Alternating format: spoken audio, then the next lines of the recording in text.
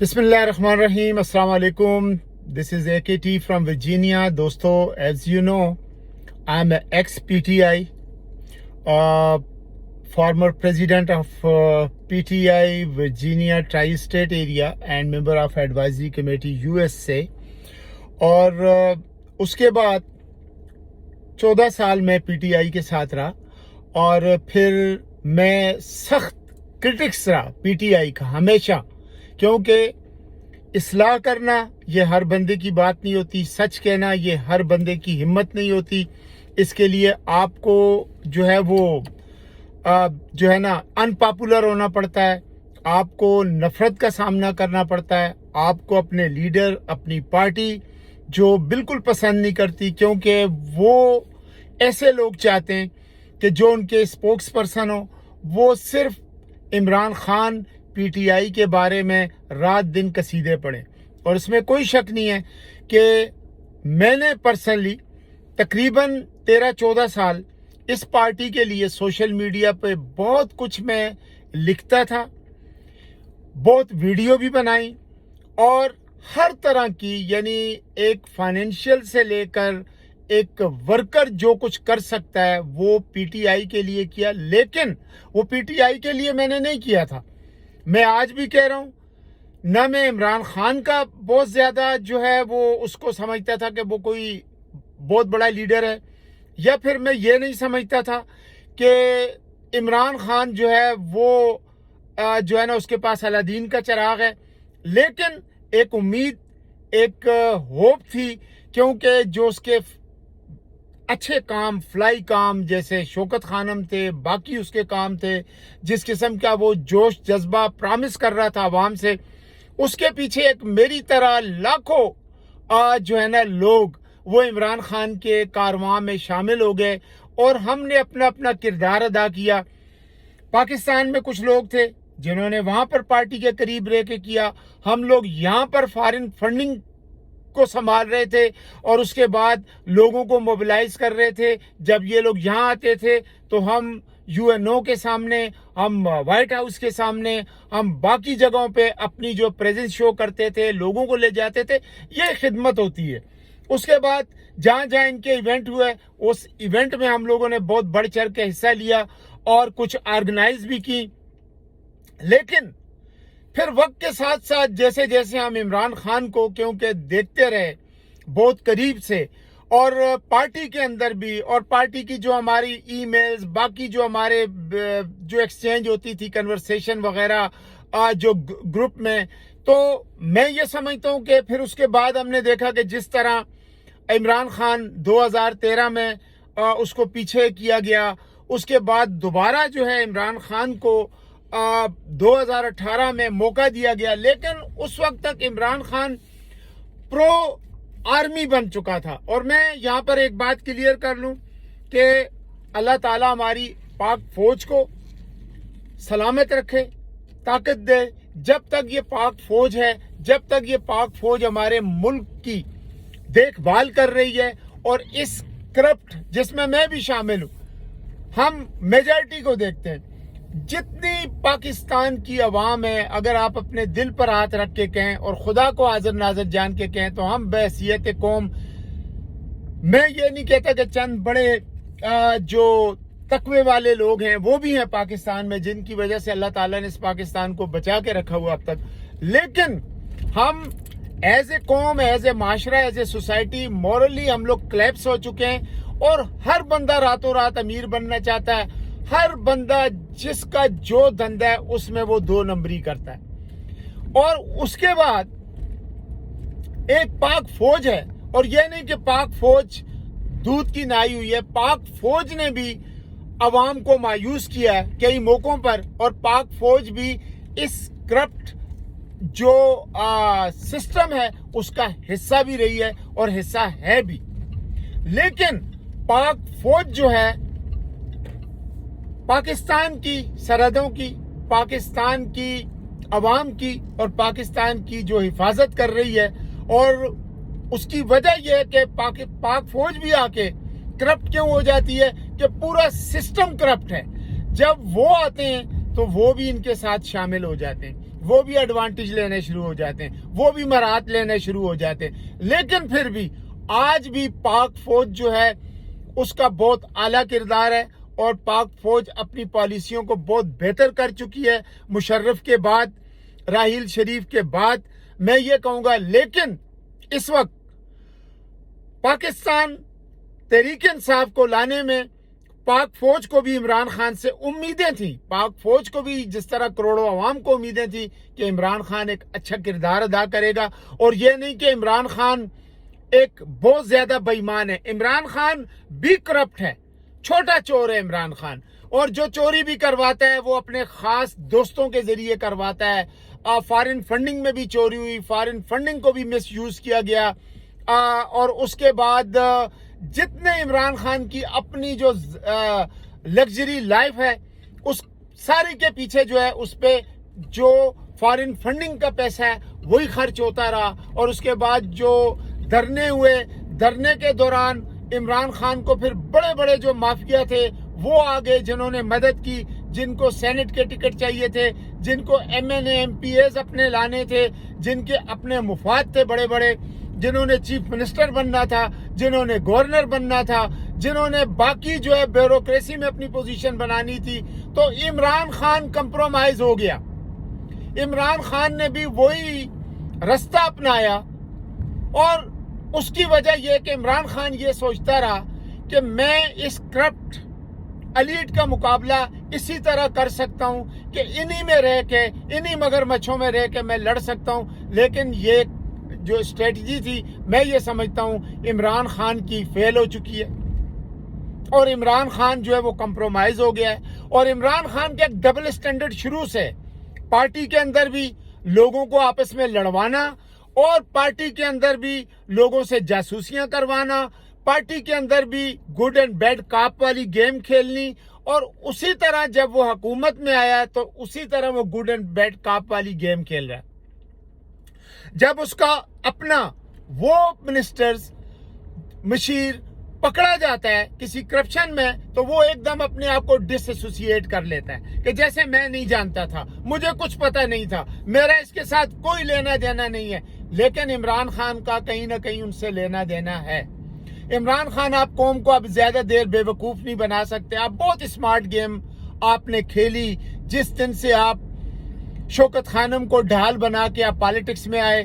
Politics میں آنے کے بعد پھر جب آپ ایک سیاست کو باقاعدہ آپ نے پروفیشن بنایا, اور اس کے بعد آپ نے تمام وہ داؤں پیچ جو آپ نے سیکھے سیاست میں آ کے, اور جس طرح پھر آپ نے ورکرز, عوام, اور اس کے بعد اپوزیشن اور فوج کو جس طرح آپ ڈاج دیتے رہے, وہ مہارت سے آپ نے سارا کام کیا. لیکن دیکھیں ہر چیز ایک دن ایکسپوز ہو جاتی ہے. اگر امریکہ پوری دنیا میں آج ایکسپوز ہو گیا, ناکام ہو رہا اس کی پالیسیاں, تو آپ کس باغ کی مولی ہیں؟ آپ کا بھی یہ اشر ہونا تھا. آپ نے فوج کے ساتھ رہ کے, اور آپ کو فوج کی ہسٹری بھی پتہ ہے کہ فوج ہمیشہ لیڈر بناتی ہے پاکستان میں, کیونکہ فوج بلڈی سویلین کو کبھی پاور نہیں دیتی, پاور اپنے پاس رہتی ہے. اگر ذوالفقار علی بھٹو سے دیکھ لیں, اور اس کے بعد آج دن تک آپ کے سمیت جتنے بھی لوگوں کو فوج لے کے آئی ہے, فوج نے آپ لوگوں کو اپنی اوقات میں رہنے کا کہا ہے. لیکن آپ لوگوں کی بدبختی یہ ہوتی ہے, نواز شریف کئی بار ذلیل ہوا, خوار ہوا, اور باہر اس کو اٹھا کے پھینکا گیا, اور اس کے بعد آپ آئے. اب آپ نے بھی آ کے پاک آرمی میں اپنی پرائم منسٹرشپ کی پاور اور اپنے اصولوں کی پاور شو کرنے کی کوشش کی ہے.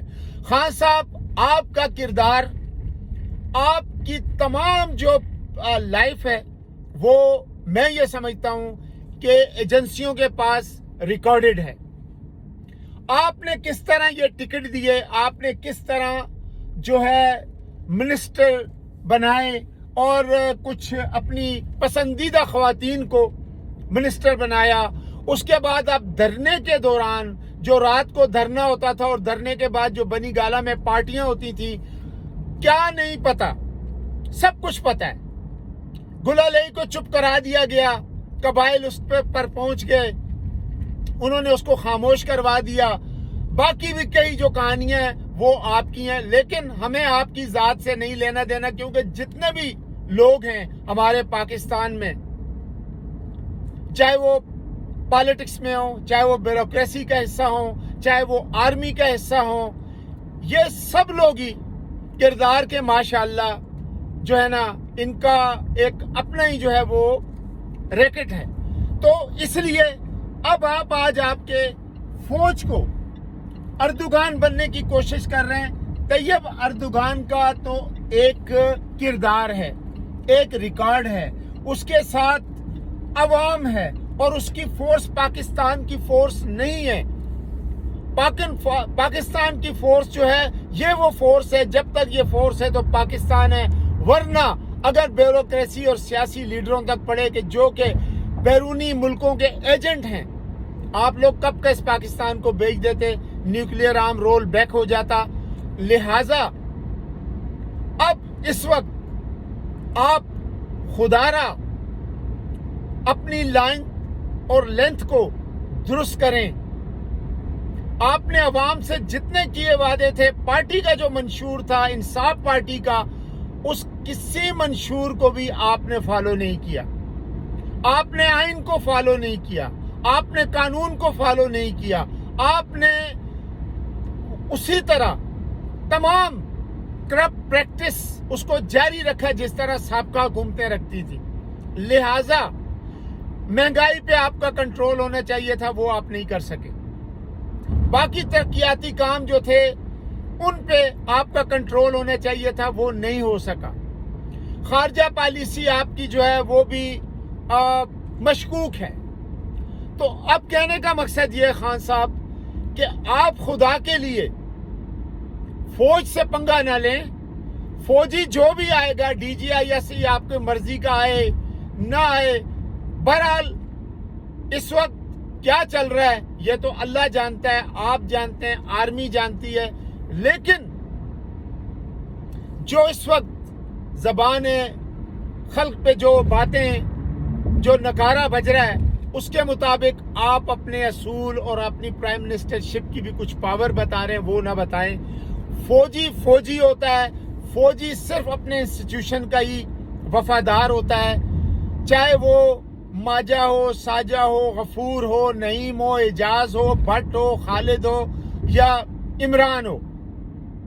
آپ اس چکر میں نہ پڑیں اللہ کے لیے، اور آپ جو ہے اپنی جو رہی کوئی بچی کچی آپ کے پاس حکومت رہ گئی ہے اور جو تھوڑا بہت ٹائم رہ گیا ہے، اس میں آپ، میں تو یہی کہتا ہوں کہ باہر آئیں اور صاف کہہ دیں کہ میرے ساتھ دھوکہ ہوا ہے، مجھے اکثریت نہیں دی گئی، اور اس کے بعد مجھے جس طرح یہ لولی لنگڑی حکومت دی تھی اس کے اندر میرے ساتھ نہ میرے وزیروں نے وفا کی، نہ میرے ساتھ جو میری الائنس میں آئے تھے انہوں نے وفا کی۔ لہٰذا میں ڈیزولو کرتا ہوں اور میں دوبارہ آپ کے پاس آتا ہوں، عوام کے پاس۔ ہاں مہنگائی ہے، میں نہیں کنٹرول کر سکا، لیکن اس کے وجوہات بھی آپ بتائیں۔ جس طرح آپ دھرنے میں بڑے بڑے جو ہے نا سلائیڈنگ چلاتے تھے، بڑی بڑی ویڈیو چلاتے تھے، بڑی بڑی آپ جو ہے وہ کنونس کرتے تھے عوام کو ایک بار دوبارہ آئیں۔ اگر آپ دوبارہ آئے تو میں یہ سمجھتا ہوں کہ اب بھی شاید آپ کو کچھ نہ کچھ مل جائے، اور اگر آپ یہ ٹرم پورا کر کے آئیں گے تو آپ خالی آئیں گے خان صاحب، پھر آپ کے پیچھے نہ فوج ہوگی نہ عوام ہوگی، چند پاگل لوگ ہوں گے جو اب بھی آپ پہ یقین رکھتے ہیں، آپ کے پیچھے کھڑے ہیں۔ لیکن میں پی ٹی آئی سے ڈس ایسوسیٹ تھا، ہو گیا ہوں، اور میں آپ کو پھر بھی باقی لوگوں سے تو بہتر سمجھتا ہوں، لیکن آپ کو میں جس طرح کی اب تک کی آپ کی کارکردگی، پالیسیاں، یا آپ نے جس طرح گورنمنٹ کو چلایا ہے، میں یہ سمجھتا ہوں کہ آپ ایک نالائق وزیر اعظم ہیں، آپ ایک جھوٹے وزیر اعظم ہیں جو اپنے آپ کو لیڈر کہتا ہے، اور لیڈر جو ہے وہ پھر وہی بات آتی ہے کہ مدینے کی لیڈرشپ کو خدا کے لیے وہ ماڈل آپ نہیں بنا سکتے۔ اس کی وجہ یہ کہ چیریٹی بگن فرام ہوم، ٹھیک ہے، اور جو لیڈرشپ ہے وہ اپنے سے شروع ہوتی ہے۔ آپ میں کوئی لیڈروں والی بات نہیں ہے، آپ میں مدینہ کی ریاست کے وہ صحابی، ان کی بھی کوئی بات نہیں ہے. اس کے بعد جو ہے وہ آپ کو جو ایک نشہ ہے وہ ہے, لیکن آپ اس پیمانے پہ پورا نہیں اترتے. چاہے آپ نے یہ 300 میل جو کنال کا بنی گالا ہے وہ آپ نے حق حلال کی کمائی سے لیا, کرکٹ کی کمائی سے لیا, بالکل لیا. لیکن اگر آپ نے مدینہ کی فلاحی ریاست بنانی تھی تو پھر خان صاحب آپ ایک اپارٹمنٹ میں آتے, آپ بالکل وہی اپنا سادگی اختیار کرتے اور باقی وزیروں سے بھی کہتے, جبکہ وہی وی آئی پی پروٹوکول پورے پاکستان میں آپ کے وزیروں کا, آپ کے چیف منسٹروں کا, آپ کے گورنرز کا ہے. تو لہٰذا میں یہ سمجھتا ہوں کہ خان صاحب اب وقت آ گیا ہے کہ آپ نے بہت, آپ کی پارٹی نے اور آپ لوگوں نے بہت نقصان کر دیا. ڈاکٹر قدیر خان جب آپ آئے تھے, پرائم منسٹر بنے تھے, تو یہ جو ڈینٹسٹ ہے نالائق ڈاکٹر الوی, اس کو, جس کی منموہن کی طرح اس کی بھی کوئی اوقات نہیں ہے, آپ نے اس کو صدر پاکستان بنایا. آپ صدر پاکستان بنانا ہی تھا تو پھر آپ اس کو بناتے جو اصل حقدار تھا, وہ تھا ڈاکٹر اے کیو خان, جو آج پاکستان کا بچہ اس کی گواہی دے رہا ہے. اور جو ظلم اس گورنمنٹ نے اور اس اسٹیبلشمنٹ نے جو کچھ بھی ان کے ساتھ کیا, ان کو ایک بند پنجرے میں رکھا جہاں وہ آزادی سے کبھی کہیں نہیں جا سکے. انہوں نے اپنی زندگی ایک سب جیل میں گزاری, اور اس کے بعد چند قدم کے فاصلے پر آپ کے صدر کو اور آپ کو یہ توفیق نہیں ہوئی کہ آپ ان کا جنازہ پڑھ سکتے, جبکہ آپ کا جب دل کرتا ہے تو آپ فوڈ اسٹریٹ پہ اسلام آباد نکل جاتے ہیں بغیر پروٹوکول کے. آپ جو ہے چھٹیاں گزارنا, آپ پہنچ جاتے ہیں نتھیا گلی جہاں آپ کے پرامسز ہوتے ہیں آپ کی گرل فرینڈوں سے, اور آپ باقی کام کرنے کے لیے ہر جگہ پہنچ جاتے ہیں. لیکن صرف نعیم الحق کا اور اے کیو خان کا جنازہ آپ پڑھنے سے گریز کرتے ہیں کیونکہ آپ کو تھریٹ ہے. تو یہ لالی پاپ آپ دینا بند کریں. قوم کو بہت زیادہ آپ نے بے وقوف بنا لیا, اب آپ مزید بے وقوف نہ بنائیں.